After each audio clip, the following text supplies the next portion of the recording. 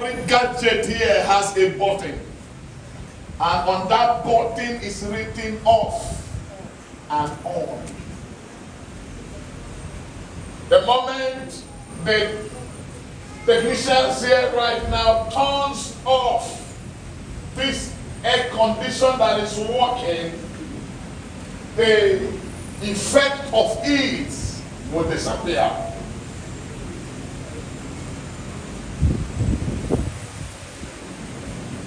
Everything functions with a button, including your life.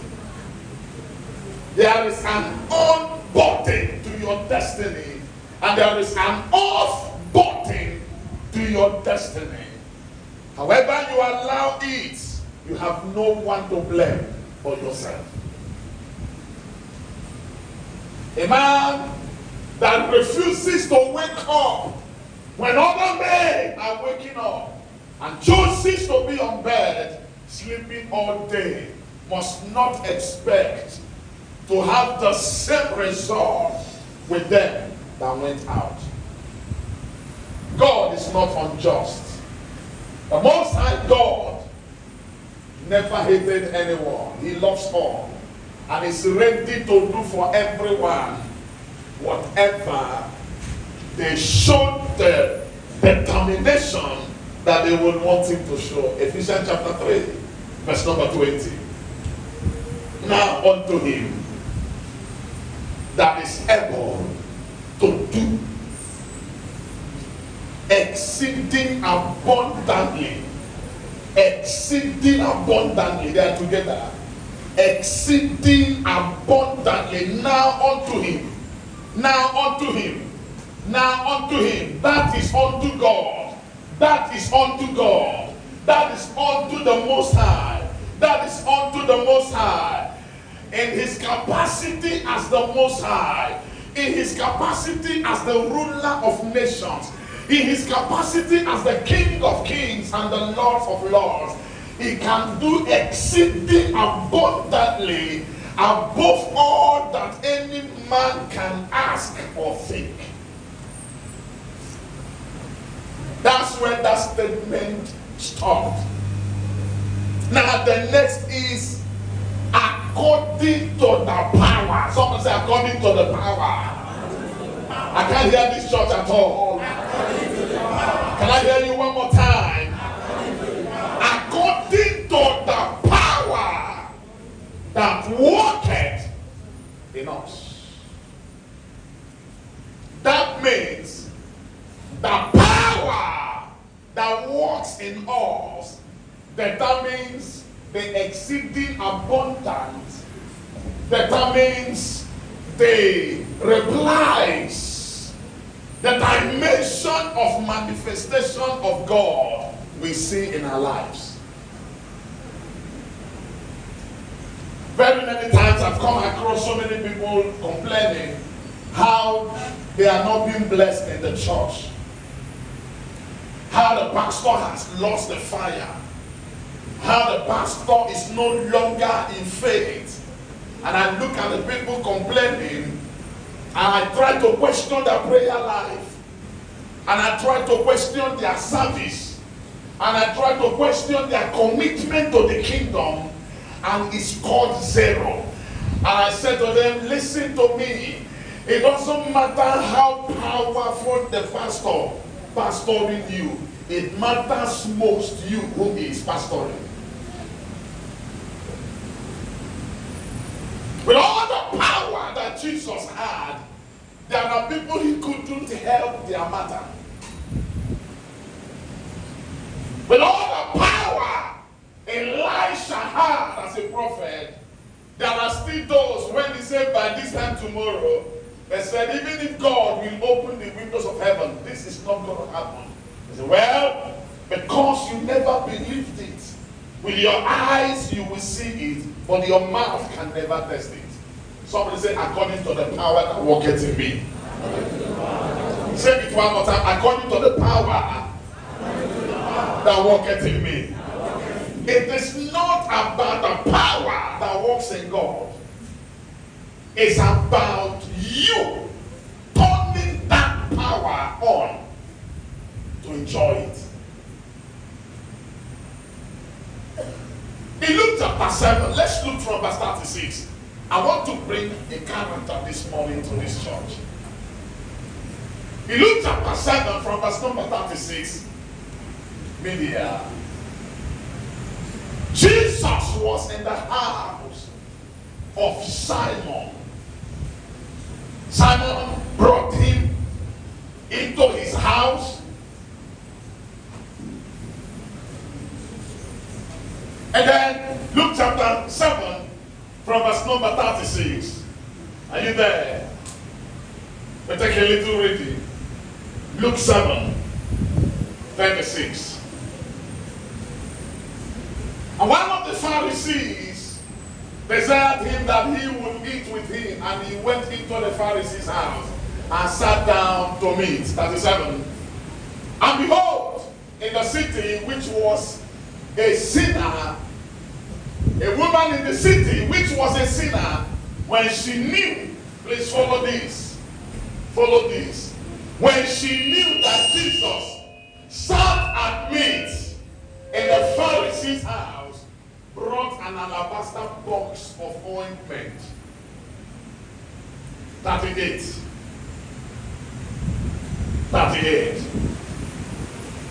And stood at his feet behind him, weeping, and began to wash his feet with tears, and did wipe them with the hairs of her head, and kissed his feet, and anointed them with the ointment. Verse 39, quickly.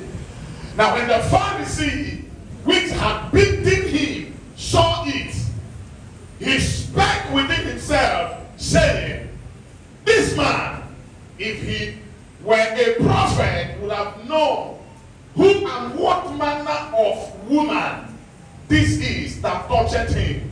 For she is what? She is what? Meaning that he who was speaking was who? A saint. He's a saint. The woman is a sinner. Alright. The next verse. And Jesus answering, look at that. Jesus answering said unto him, I have somewhat to say unto thee. Jesus answering said unto him, Simon, I have something to say unto thee. And I have something to say to this church today. And he said, Master, say on. Somebody tell me, say on. Say on. I didn't hear you. Come on, say on. Say on. Now you will see what I will say in the next verse. Verse number 41, quickly. There was a certain creditor which had two debtors. The one owned 500 pence and the other 50. Verse 42, quickly. Verse 42. And when they had nothing to pay, he frankly forgave them both. Tell me, Simon, therefore, which of them will love him most? 43. Simon answered and said, I suppose that he to whom he forgave most. And he said unto him, thou hast rightly judged. Verse number 44. And he turned to the woman and said unto Simon, seest thou this woman? I entered into thy house. Thou gavest me no water for my feet, but she had washed my feet with tears and wiped them with the hairs of her head. And let's continue with me. Verse number 45. Thou gavest me no kiss, but this woman, since the time I came in, had not ceased to kiss my feet. Verse number 45, 46. My head with oil thou didst not anoint, but this woman had anointed my feet with ointment. Verse number 47, we're almost there. Wherefore I say unto thee, somebody read with me, want to go? Her sins, which are many, are forgiven, for she loved much. But to whom little is given, the same loveth little. Somebody says she has loved more. I can't hear you. Come on, say she has loved much. Say it again, she has loved much. I don't care how good you can talk about God. If there is no practical touch to it, you are a joke. I don't care how well you can preach the Bible. You can preach more than the prophet. I don't care. But if there is no practical reality to your preaching, you are a noise maker. I don't care what confession you have to confess about your daddy in the Lord. But if in his capacity as your father, there is no way you have physically, tangibly, and visibly touched his life, you are a drama queen. Many of us have been confused, thinking that talking about Jesus, preaching about Jesus, is the way to enjoying the power that is embedded in him. I came into here today and I sat down and I saw that the man of God stood up to anchor a session, and a young man stood up. He was not called. He was not invited.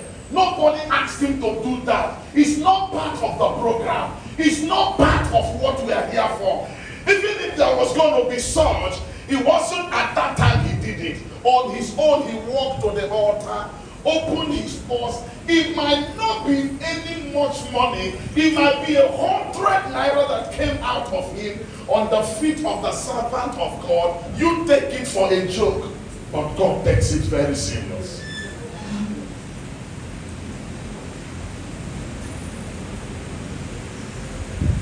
Ladies and gentlemen, let us know something. That the God you cannot serve with your substance may not substantiate you. In most times, you will cry unto him. I have seen a lot of believers come to church leaving their purse at home. They come to church, but they leave their purse at home. They leave their gold at home. They leave their precious ointment at home, but they are in church. What are they in church for? That the Almighty God will bless them. Listen, elect. I came to let you know the truth. At this age, and the extent I have gone in ministry, and I know that God can call me home anytime. If I don't tell you the truth, I don't love you.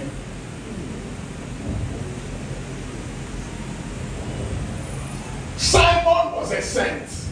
Of course, he has provided a place for Jesus to come in. But he didn't even bother this man that I brought into my house. What are the things that bothers him? One of the worst members to pastor is members that are only bothered by what bothers them, but are not bothered by what bothers the man of God or the church. They are the worst. You can't count on them. Because the moment what bothers them is taken care of, they are leaving you.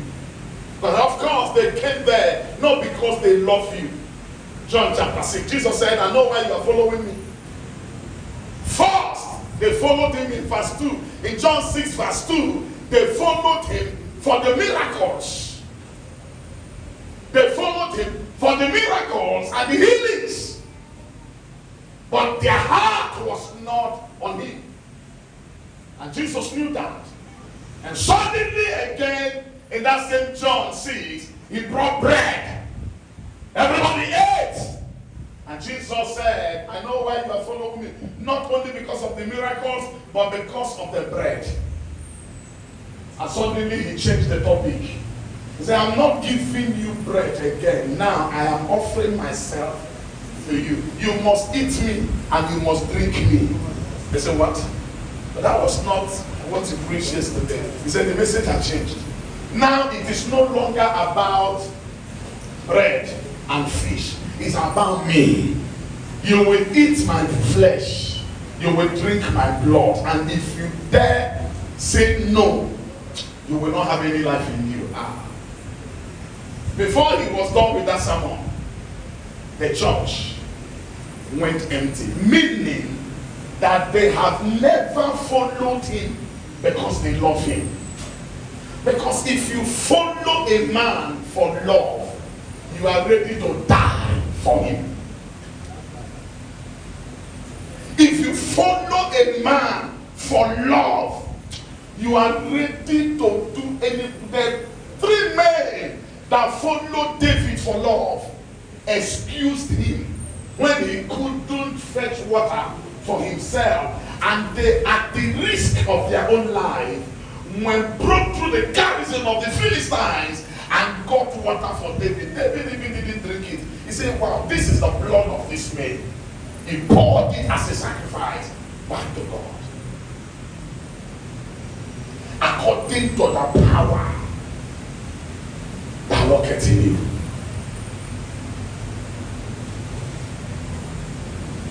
According to the power that worketh in you. Listen, God is not a God to be mocked. Paul was speaking to the Galatian church. He said to them, don't be deceived. Never you be deceived. Because God cannot be mocked. Whatever a man sows, he shall what? I can't hear this short. He shall what? I can't hear you. He shall what? If you look at Luke 4, the testimony of the manifestation of the power of Jesus, it didn't come just by the baptism of John. No. First and foremost, I think in Luke 4, he was led into the wilderness. And then John baptized him. Jesus got baptism. But that didn't solve the problem. After baptism, what happened? He headed into the wilderness for 40 days. For 40 days. For 40 days. And then return in the power of the Holy Ghost. And then what happened? News about him did what? News about him did what? I can't hear you. News about him did what? Was that God walking or Jesus walking? Who went to the wilderness? These people are not here. Who went to the wilderness? Jesus. I can't hear you. Who went to the wilderness? Jesus. No, it was God.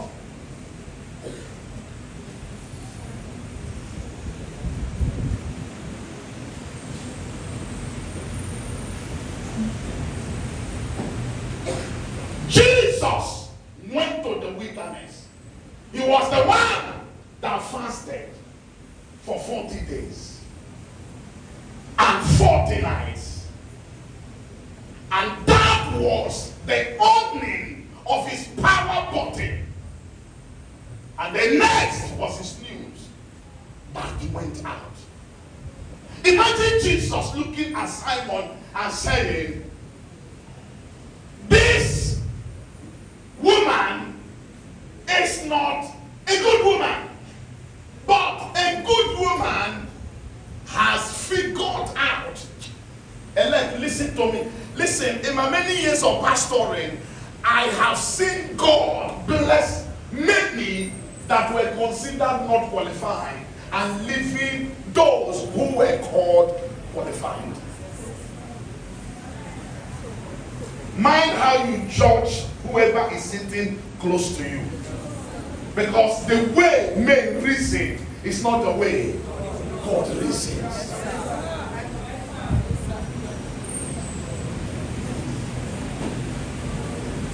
You know, one of the things that bothers me going through the scriptures is when I discovered that most people Jesus manifested the powers embedded in him over their cases were not good people. Check your Bible. You are a teacher and a preacher. Raising Lazarus from dead was consequent upon the commitment of Mary and Martha. Lazarus never had much to do with Jesus that the scripture recorded, but his two sisters, who weren't good women, someone that had demons that couldn't be mentioned, and I mean, but these were the people Jesus can cancel any program and go and attend to their issue. Zacchaeus was not a man to be commended. He was a fraud. Everybody got angry when they saw that Jesus accepted to go to his house to have a meal. They said, no, you can't do that. Please don't go. He's a bad man. He's not the kind of person that is deserving of a man like you to be under his roof. What are we going to say? What if Paul said he can eat what is sacrificed to an idol? The reason he doesn't do it is because of those who are following, because the understanding of the followers is always different from the understanding of the leader. And most times leaders fail when they refuse to look at who is leading them and begin to look at those they are leading. Because those you are leading will want you to do what you want them to do. But most times, the people we lead, what they want us to do is not actually what God wants us to do. So sometimes we disagree with them.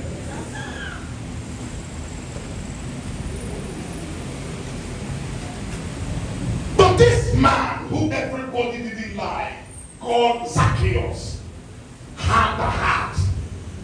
He had the heart to do restitution. He had the heart to let go. He said, everything, whatever it is I might have acquired wrongly, I am willing and ready to let go of it. But the one you acquired legally, to bring 10% of it, you are checking a scripture to cancel it. But a man who is considered a sinner had the mind. He said, everything, I will give it up. Jesus approached a man who was considered a very righteous man. And he said, what will I do? I want to make heaven. All that he was asked not to do, he was perfect. Just as most of you did. But Jesus said to him, one thing remaineth. Sell all you have and give for the poor. That was, you see, when someone reaches money, members will start feeling pressed. When someone reaches what we can do for God, everybody's chair will start burning their bum bum. And in such a church, I'm sorry to let you know that in such a church, the expression of the power of God will be minimal.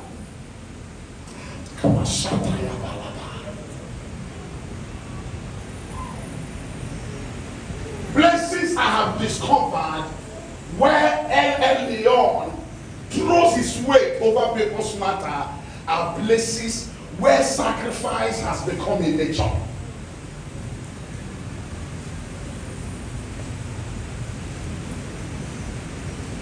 Someone invited me to a place to come and check cars. I needed a car then, and I said, which place is this? She mentioned a church. I wouldn't mention the name here now. And I went to see a car. I almost fainted. Because I said, cars. I was counting over 200 cars. And I asked, what happened? He said, the bishop declared, those who are trusting God for material blessings should sow a seed of whatever material that they have. And the next Sunday, listen, Anything you are forced to do, you won't benefit anything from it. Please take it or leave it. Take it or leave it. Anything you are forced to say, if you don't give this offering, I'm going to pray, and then your door will close. If you don't do this, why do I say that? No, I will only show you the scripture and allow you to make the judgment. I will only show you the scripture and then give, and it shall be given unto you, according to Luke chapter 6 and verse number 38. Give for whatever power of God you want to see in action in your life. Give for whatever breakthrough you want to have in life. Give for whatever promotion you are trusting God for. Just give, and then believe God that whoever sows must harvest. That's the end of it. Say, even Memphis brought this car. You say yes. I wonder when I watch that program and somebody will pick up microphone. Last year I came to Shiloh. I was so broke. I had nothing, and I had to sell the only land I had in the village, and I brought all the money and sold from that land to the God of Shiloh last year. And when I laid Papa made the declaration and I received it today, I'm here to testify. These are the documents. I now have over 10 plots of land after I gave that one. And then somebody say, I connect. What are you connecting? What are you connecting?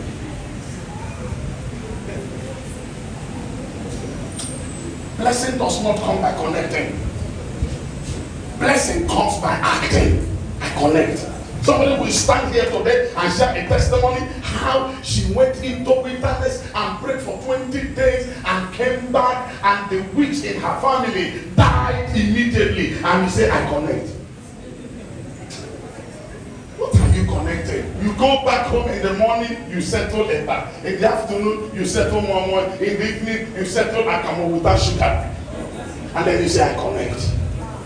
I connect to that sister's testimony. Now so all the witches in my own family, now so by next week all of them will die. Or God, they will not die. If you are not careful, you are the one they will kill.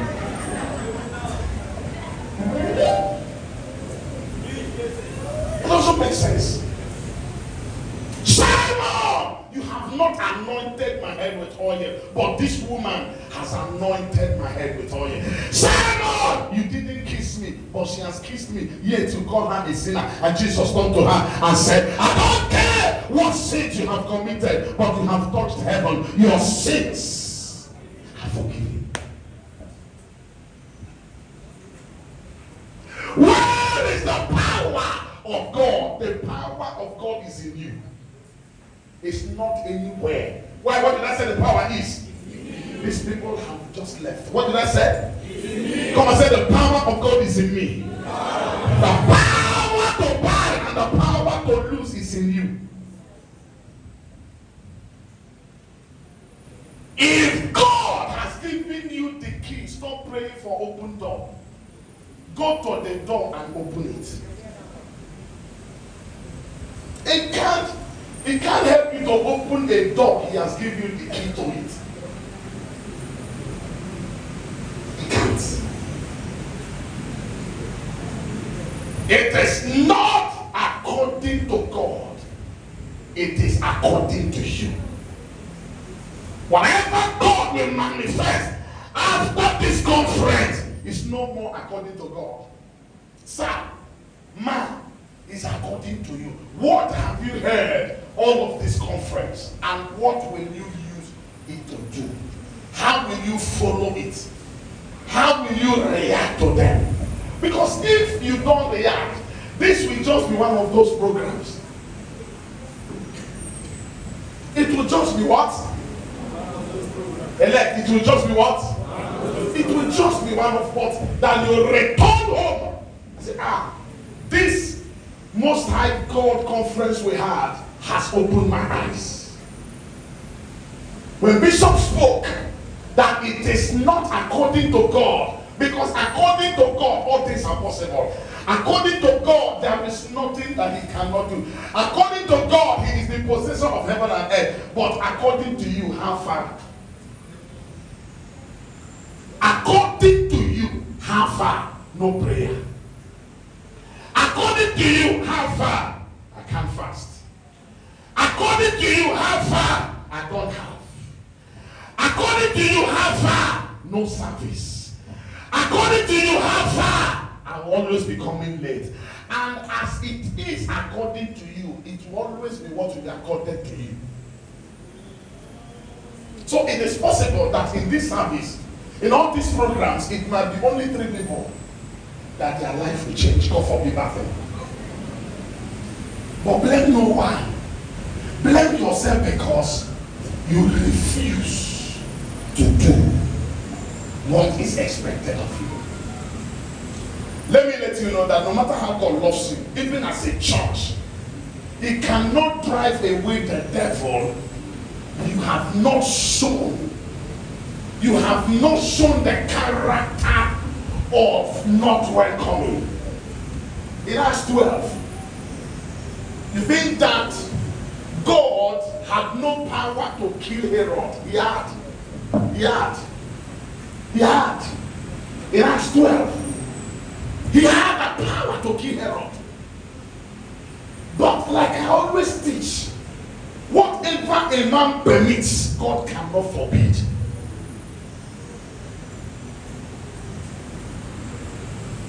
Whatever a man permits, God cannot forbid. One of the houses I packed in when I came to Lagos newly, in the morning I will wake up and over 20 rats have entered bucket. How they enter, I don't know. Sometimes cockroach will visit. If cockroach comes, nobody will sleep for 4 hours. We'll be killing cockroach. Hey, this thing continued until one day, because it will continue until one day. It was just one day that the prodigal son came back to his senses. And when he came back to his senses, the nonsense ended. Because until you come back to your senses, the nonsense will continue. If you like, cry and cry and cry, let all the waters in your eyes come out. You must come back to your senses for a nonsense to end. That day, I came back to myself and said, what is happening in this compound? And I came back from the program. I said, no, today we will know the God that is God. If I had kept quiet in that compound, maybe I don't know what my life would have done, but it was me, because I tell people, listen, a battle you have not started, God cannot finish.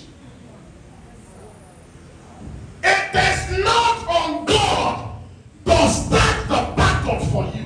He told Joshua and all of those carrying the ark enter Jordan at a time Jordan had overflown his bank. But it was on them to dip the first feet. And the moment that feet entered, Jordan gave up. When I went around that compound and passed a decree and left, before I came back, that witch that was in that house that was orchestrating all those calamities, a woman that made a pregnancy of 8 months disappear from the stomach of the lady. And it took the grace of God for that baby to come back out. The anointing is that in the church she attends, she's a deaconess. There are some Simons in the church, sorcerers in the church, with garments that look so beautiful, with faces that look glittering.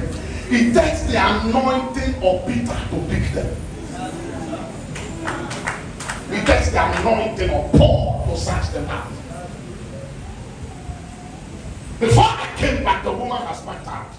And that was the end of rat and cockroach in that compound. If I had not started that battle, God wouldn't have stepped in. When the church made prayer was when God threw his weight around the church. He said, now you have started it, and I will finish it. Because what God grants you is the desire of your heart. A heart without a desire cannot experience the power of God in the place of granting request. What are your desires and what are you doing about it? We talk about the Most High God, and then we are down. We speak about the Most High God and our life look epileptic. We talk about the Most High God and our life is looking for shortcut. We talk about the Most High God. Why? Because we have not taken a giant step. If you know that God is a Most High God, you don't take chicken step, you take giant step. Wake up, elect, wake up. Wake up and allow God do the things He knows to do. Act when there is the time. Act when there is the time. Isaiah 54, I think verse number 17, was not just God making a promise. He was clear on that. Was clear on that. Say, no weapon from the fashion against you shall prosper, and any tongue that will rise against you, thou shalt thou. What you have not condemned, what you have not condemned, God cannot destroy.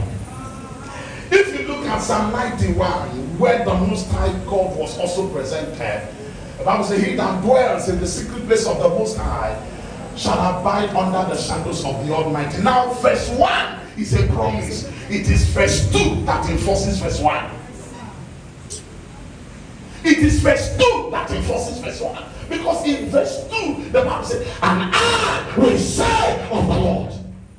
What you have not said of the Lord, you cannot see of him. And I will say of the Lord. I will say of the Lord, nobody can kill me. I will say of the Lord, he is my refuge and my fortress, my God. That's why it is possible to be under the shadows of the Almighty and still die, because you never said anything. You never said anything. We are not called to timidity, we are called to activity.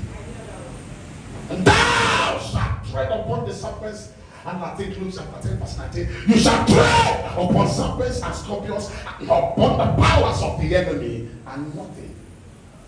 These people are not here. Come on, are you still here? Yes. Nothing shall what? Nothing shall what? Nothing shall what? But you must do what? You must do what? You must tread. If you don't know how to tread, get ready to be hot. No prayer can change this thing. Can God stop scorpions? Can God stop serpents? Yes. But he requires you to tread. You can tread in prayers. You can tread in prayers. You can tread in tongues. You can tread in sowing. You can tread. You can tread through charity. But make sure that you are what? You are treading on serpents and scorpions. Don't look at them. Mountains has never moved by men looking. I have not read it from the Bible that just a man was looking at the mountain and mountain moved. What I have read is that, and thou shalt speak to this mountain, and it shall move. What are we waiting for? It is time, elect, to experience the Most High. It is in your hand. Come and look at yourself. Say, in my hand. I want to say, it is in my hand. Say it again. It is in my hand. If I tell you what I was seeing when that guy was doing that exercise, some of you will not believe it. What he has collected. Some of you will come to this church 3 months, you won't collect it. What he collected. Because God is not a God to be talked about. God is a God to be loved about. And love that is not sacrificial is fake. Take it or leave it. Honey, honey, honey,